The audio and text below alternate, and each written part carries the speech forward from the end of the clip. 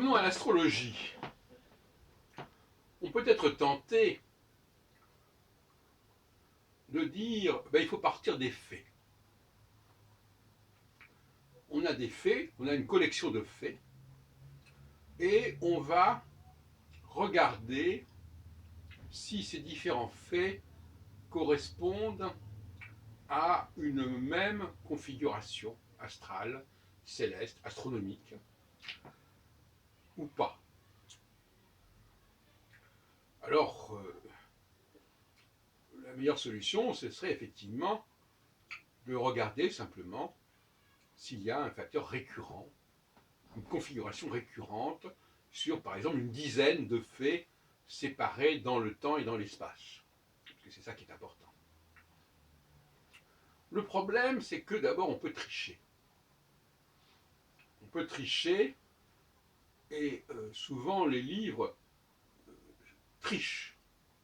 Ils nous présentent les choses qui ne correspondent pas à la façon dont les choses se sont construites dans l'esprit du chercheur. Par exemple, une personne est à l'abri de ce genre de malhonnêteté, si on veut, plus ou moins consciente. La personne a trouvé une configuration pour un ou deux événements, et après, elle va renverser les choses. C'est-à-dire qu'elle va prendre la configuration et regarder à quels événements ça pourrait éventuellement correspondre. Donc déjà, c'est plus toujours la même démarche. Dans un cas, on est parti d'un certain type d'événement qui revient, mais ensuite, on extrapole ou on complète en revenant sur la configuration qu'on a fait apparaître comme correspondant à ces événements. Et là, on va chercher des événements auxquels on n'a même pas pensé, qui ne faisaient donc pas partie de la série de départ.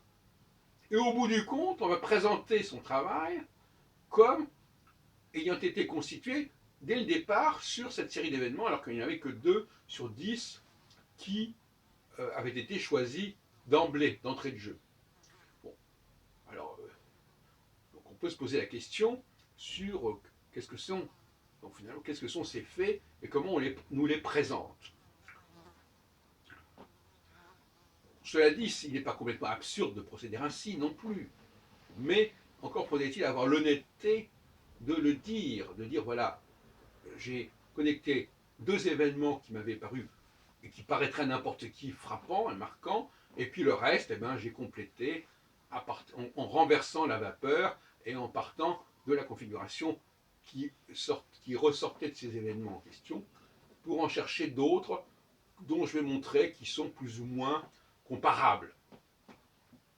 Un cas intéressant, c'est le travail d'André Barbeau en astrologie mondiale, où, sans parler de ses prédécesseurs comme Bouchon, où l'on parle de 2 guerres mondiales comme étant des faits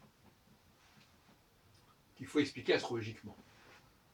Alors déjà, la question de savoir si ce sont des faits. Est-ce que 2 guerres mondiales, ça constitue un élément récurrent? Probablement, à une certaine époque, on avait vraiment effectivement le sentiment que la Deuxième Guerre mondiale, la Seconde Guerre mondiale était une espèce de réédition de la première, etc. Enfin, avec le recul quand même de plus d'un demi-siècle, on se dit que finalement, ce concept de guerre mondiale n'est pas très opérationnel, d'abord parce qu'on n'en a pas d'autres. Et donc par conséquent, qu'est-ce qu'on va pouvoir mettre dans la série? On est obligé de projeter vers l'avenir. C'est toujours évidemment la tentation de ce genre de séquence. Parfois ça marche, parfois ça ne marche pas. De dire, voilà, vu ce que j'ai pu voir comme configuration correspondant à un certain type d'événement, on peut raisonnablement en déduire que lorsque cette même configuration va se représenter dans X temps, on doit avoir quelque chose du même ordre. Voilà, un petit peu ce genre de raisonnement qu'on peut tenir. Alors, Barbeau a tenu ce genre de raisonnement avec sa courbe comme ça en dents de scie, et visiblement, la courbe descendait profondément dans les années 80. Encore plus profondément d'ailleurs que pour les deux premières guerres mondiales. Donc là, on aurait dû se dire, bon ben voilà, alors là ça va être vraiment un truc énorme. Bon. Il se trouve qu'avec le recul, si on demande aux gens ce qui s'est passé de majeur dans les années 80, bon, il n'y a pas eu de risque de guerre mondiale, alors que dans les années 60, on est toujours d'accord pour dire que 62, la crise de Cuba, a été un moment très très grave dans l'histoire des relations Est-Ouest, et qui aurait pu éventuellement déclencher des choses terribles. Voilà, donc effectivement, il y a là quelque chose qui ne va pas. Euh, il faut malgré tout disposer d'une méthodologie, voyez-vous. C'est-à-dire, tout événement correspondrait dialectiquement à un contre-événement, déjà. Si je parle d'un moment de désunion, il faut que je puisse aussi, dans mon modèle, parler d'un moment d'union, voyez-vous. Et donc c'est pas simplement la série elle-même d'événements comparables qu'il faut mettre en place, il faut mettre en place aussi une contre-série, ce qu'on appellerait une sorte de contre-épreuve en quelque sorte, ce qui se pratique généralement. C'est pour ça que dans mon travail à moi, je ne sépare jamais les temps correspondant à l'union. Enfin, je mets toujours en évidence cette séquence, un temps d'union, un temps de désunion, un temps d'union, un temps de désunion. Et il faut aussi que ce soit relativement